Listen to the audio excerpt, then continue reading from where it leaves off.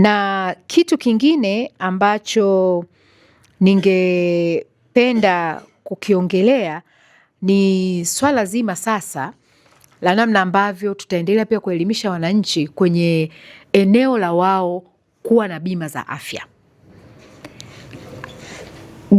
Huduma za afya ni gharama. Sio Tanzania tu peke yake, ni dunia nzima. Tena ukakuta sisi gharama zetu ziko chini kuliko hata za mahali pengine. Ni ngumu sana mtu kuweza kuaccess huduma au kuzifikia huduma au kupata huduma kwa kutegemea kutoa hela mfukoni. Sio kila siku utaamka una hela. Kuna siku utaamka una hela. Na hapa swala kubwa ni tuwaelimishe wananchi waweze kuelewa. Kama mwananchi anaweza akakatia bima gari, akakatia bima pikipiki, akakatia bima nyumba, lazima tumueleweshe, tumuelimishe aone umuhimu wa kukatia bima afya yake.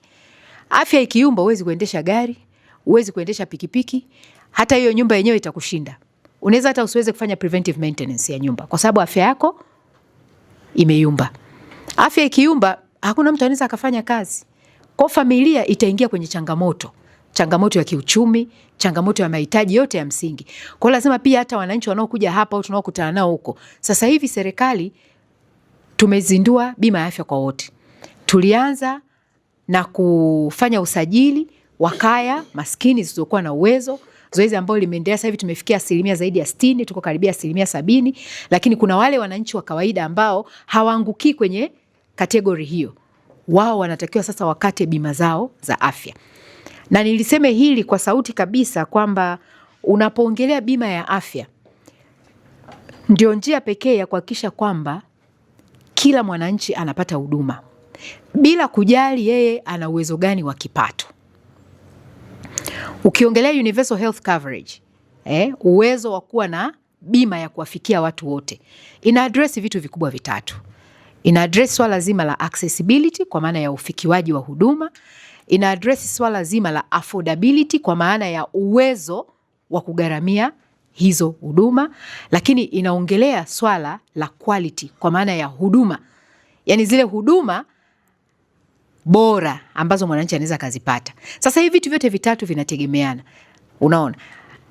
Mimi nikichangia na yule akichangia na huyo akichangia, ina maana tunatunisha mfuko.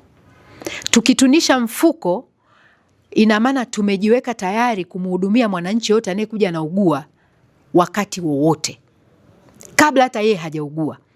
Ile hela tukiipata tutanunua vifaa tiba, tutanunua dawa, tutanunua kila kitu. Vitakuwa vimekaa vinamsubiri nani? Mgonjwa.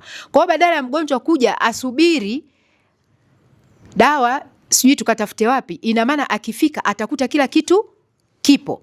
Lakini pia concept ya bima ya afya ni kuchangiana.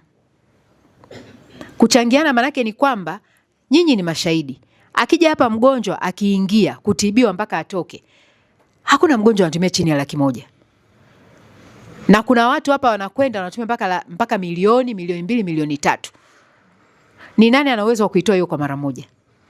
Lakini bima ya afya manake ni kwamba tukichangiana sisi wote tukiwa wengi, ile pool ikiwa kubwa, atakayeugua sisi wote tuliochanga